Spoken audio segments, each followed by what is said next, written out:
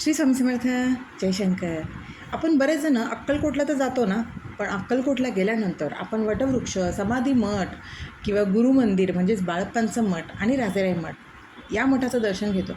खरं तर अक्कलकोटमध्ये स्वामी असताना बऱ्याच अशा जागा आहेत की जिथे आपण दर्शन घेऊ शकतो, पण बऱ्याच कमी जणांना माहिती आहेत अशा जागा की ते तिथे जाऊन दर्शन घेऊ शकतात.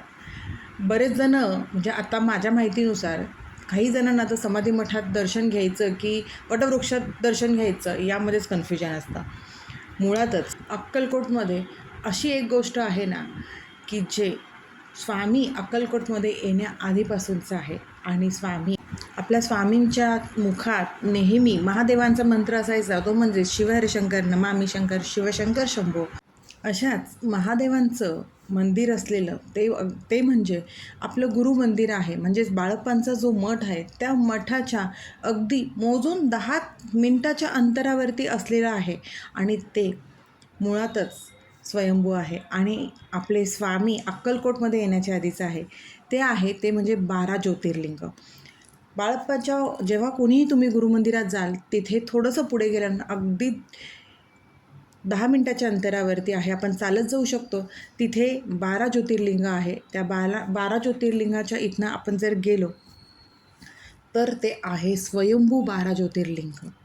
स्वामी तिथे येण्याच्या आधी हे ज्योतिर्लिंग तिथे आहे. जवळजवळ 300 ते 350 वर्षापूर्वीचा ह्या ज्योतिर्लिंगाचा इतिहास आहे.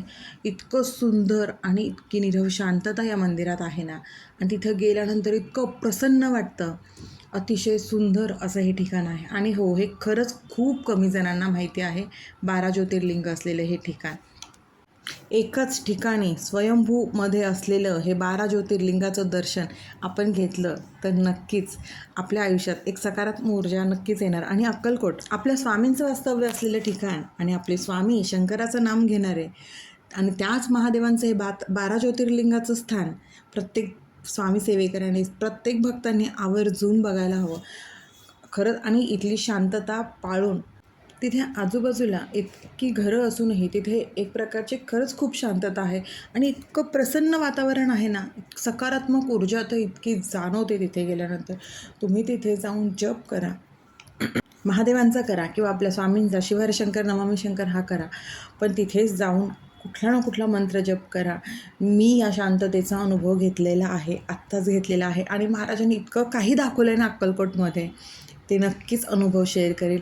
पण जे कोणी अक्कलकोटमध्ये जाणार असेल त्यांनी आवर्जून 12 ज्योतिर्लिंगाचं दर्शन घ्या. अगदी गुरुमंदिरापासून आपण चालत जाऊ शकतो, एवढं अगदी कमी पावलाच्या अंतरावरती हे मंदिर आहे. त्यामुळे खरंच ह्या 12 ज्योतिर्लिंगाचं दर्शन घ्या आणि अनुभव घ्या त्या सकारात्मक ऊर्जेचा. श्री स्वामी समर्थ. अशक्य ही शक्य करतील स्वामी, अशक्य ही शक्य करतील स्वामी.